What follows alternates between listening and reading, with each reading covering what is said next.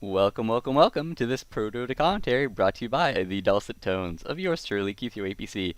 This match is a game between BBH Razer going up against AEON MuFc in the Asia Dota Championships Playday 3 Game 2 of a series between these two teams. And hopefully it is an interesting match because we all love interesting matches. And right at the gate, I will go over the players as they have picked their heroes at lightning speed without this painful captain's mode painfulness. We have N on the Vengeful Spirit. We have 8 Teb TH on the Kunkka. We have THA on the Obsidian Destroyer, Why Me on the Venomancer, that's kind of an interesting name, and Zap on the Windrunner. Now these heroes, none of them are too unconventional, but I feel the Windrunner is a little bit of a change of pace. Not really. The Venomancer is definitely a small change of pace. He's a rising star in the ranks of the support heroes, challenging the dominance of the Vengeful Spirit, the Crystal Maiden, the Lion, and the Witch Doctor. And the Obsidian Destroyer is also another hero that you don't see too often. He can be a very excellent carry sort of earlier on, but his problem is once the enemy team gets their BKBs, he just becomes much less effective. Often because he does a lot of damage through his orb effect, pure damage, which is not reduced by armor, but a BKB blocks it, which kind of ruins his day. On the other side of things, we have RWKY playing Storm Spirit, WTR on the Alchemist, Vin X on the Crystal Maiden, Nick on a Visage, and Ling on a Tinker. And one thing I want to say is they have two heroes on their team who you normally see banned, so this is probably a very powerful lineup considering that they have both an Alchemist and a Visage, as well as a Storm Spirit, who is not on the same level of permaban as those two heroes, and neither is his Crystal Maiden support. However, her aura, fantastic as ever. And a Tinker is definitely a bit unusual. Not too unusual, but certainly not as much of a staple as a hero like Storm Spirit. So both teams are not like super unusual, but they have a few things that I think will shake this match up and should make it a bit interesting. As they head out to the lanes on double speed because I'm impatient. But yes, this match has begun, and it should be interesting to see the way things shape up. Kunk is actually not opted to start with a Ring of Protection. He's started with a Magic Stick, which I feel is a bit of a poor choice. Unless, okay, Venomancer started with a Ring of Protection. So she's going for the Ring of Basilius in the lane, while Kunk is Magic Sticking it up earlier on. Someone has to start with the Ring of Basilius. Someone does. As I say this, Windrunner is just running away from being harassed. There's no one here to stun her to death. Storm Spirit might have his stun. I'm not sure if he skilled it or not. He usually wants to put it into Static Remnant at first level. And even in one level, his stun, the range on it's very short. But Windrunner's fighting a battle of attrition against this Tinker, which may not be such a great idea because he does do more damage than her, and he has more restoratives, so if they keep exchanging right clicks, it's just going to get more and more in his favor, combined with the fact that he is a nuke to do a little bit extra damage over the top of that. Windrunner is trying to lay down some wards, though. She has a couple wards if you did not notice. And there's just some more little right click harassing. Alchemist takes a few hits. The tri-lane bottom, none of them are actually carrying wards. It's just Windrunner who has the wards for her team.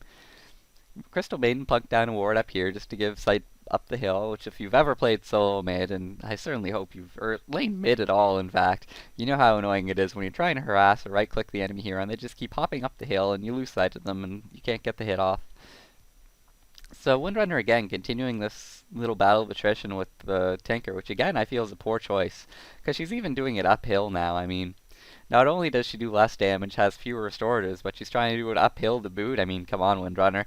Your goose is cooked. Just get out of there, especially now that the creeps are clashing. And she's put herself further away from the creeps, so she's going to miss out on a few early opportunities to get in some easy last hits, which Tinker will no doubt take advantage of. Go, Tinker. One last hit. Two last hit. See, Windrunner? I told you you were being foolish. Why didn't you listen to me? But as I say this, Storm Spirit is in deadly danger. Three heroes are ganking in the middle lane, and he goes down quite easily to a three-hero gank early on.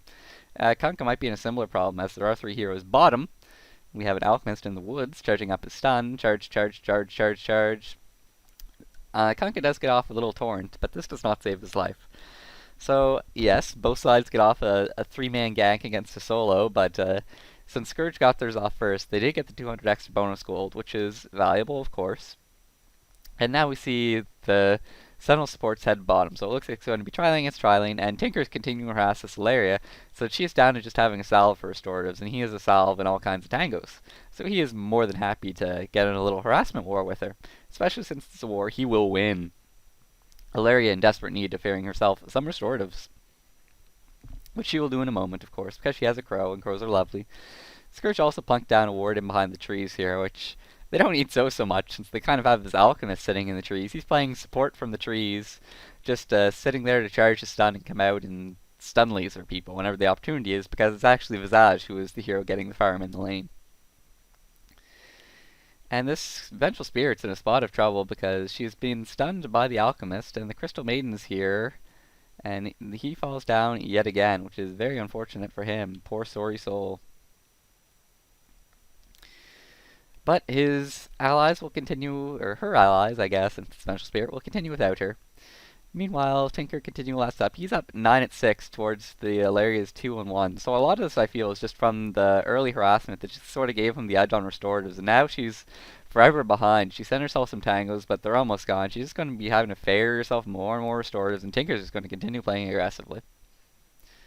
But this Obsidian Destroyer is in a lot of trouble from this Alchemist, who is doing a bit of roaming, and the roaming pays off.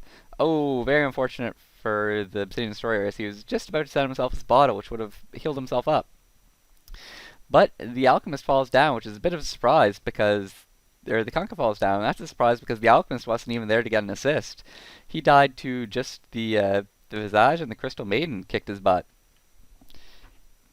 which is a bit unexpected. I'm not quite sure what his excuse is for dying to just 2 out of the 3 heroes he was laying against. He has no excuse. He should be ashamed. For shame, for shame.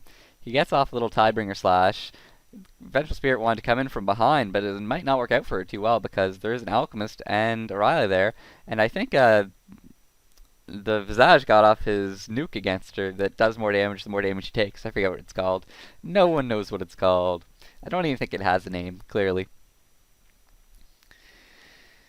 So Tinker is continuing farming fairly well, 17-9. The Windrunner's doing poorly, 4-3.